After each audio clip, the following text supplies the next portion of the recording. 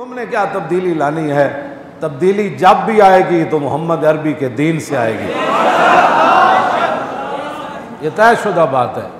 हाँ, तब्दीली तो तब आती कि जब वो खिलाड़ी को जिताया गया, जीता नहीं है वो जिताया गया, तो खिलाड़ी तब्दीली तब लाता कि उस दिन कहता कि ये मेरी ज़िंदगी का सारा असासा है, ये मेरे पैसे हैं, ये मेरा माल है, आज के दिन मैं अपने तमाम असासे गरीबों के नाम करता हूँ।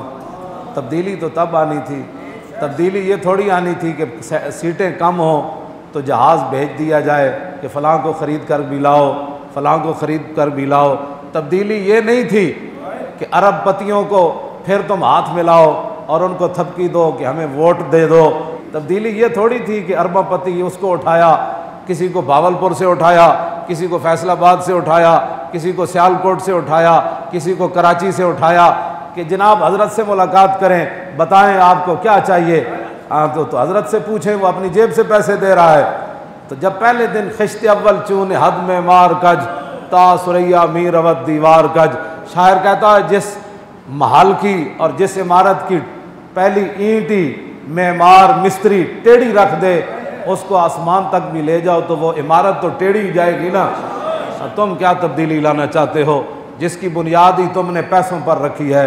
तो पहले ही कौम तो पैसों की जो है वो रसिया थी। हमें कई लोगों ने कहा जी वो तारीख को इस इलाके में वोट तो बड़े ही पड़ने थे, लेकिन रात को यहाँ पैसे तकसीम किए गए। मैंने कहा पागल, अगर तुमने पैसों ही पर बिकना था तो फिर हुजूर का दामन पकड़ा क्यों था?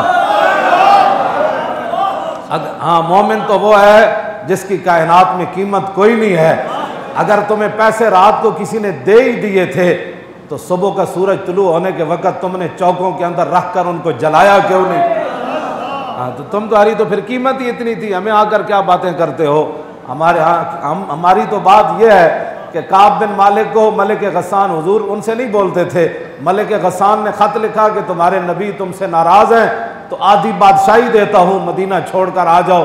तो काब बिन मालिक ने ख़त पढ़ते हुए रो पड़े, कहा या अल्लाह अब तो मेरे ईमान का भी सौदा होने लगा। तो आपने वो ख़त उठाकर जलते हुए तंदूर के अंदर फेंक दिया ताकि ज़िंदगी में दोबारा ख्याल भी ना आए कि बादशाह ने मेरे साथ क्या वादा किया था। आप तो उनके मानने वाले हैं। तो आपने रात के वक्त जी बड़े पैसे तकसीम हुए। मैंने कहा कितने तकसीम हुए होंगे? क्यों जी?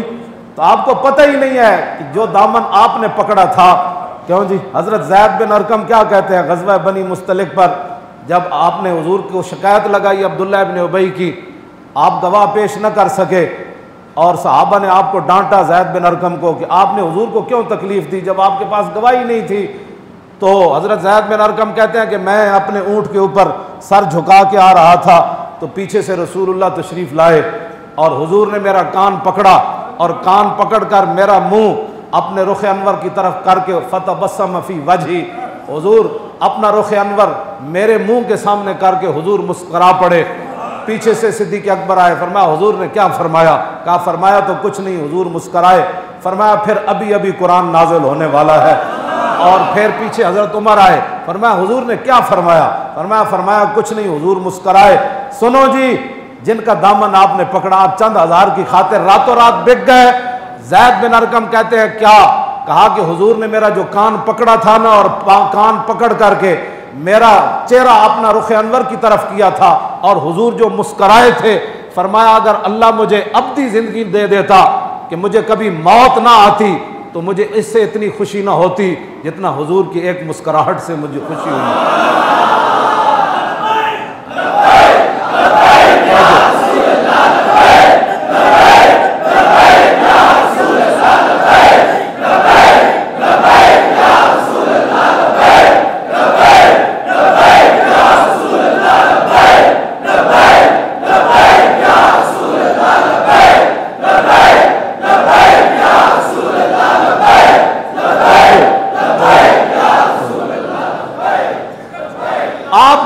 रातों रात कितने पैसे मिल गए जी?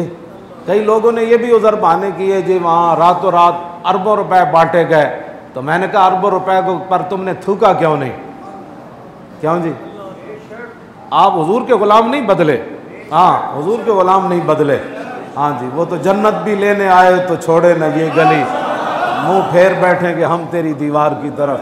हाँ, तो हुजूर के गुलाम नहीं बदले, जो वो तो पहले ही बेकाऊ माल थे, उनकी कीमत लगी नहीं थी, उनको रातों रात जिनको पैसे मिले। मैं हुजूर के गुलामों को सलाम पेश करता हूँ, और ये जिनका आप काम कर रहे हैं वो देख रहे हैं। क्यों जी, मेरा ईमान है और आपका भी मुझसे मजबूत ईमान है कि जिनके लिए आपने पर्ची दी वो आपको देख रहे थे। और क्यों जी,